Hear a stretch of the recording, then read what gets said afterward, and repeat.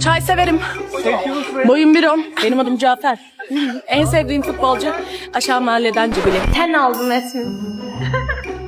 Çok güzelmiş Esmin. Kör oldum. Sayın Mezun. Hayatı tesbih yapmışım, sallıyormuşum. Gel şunu çek bak.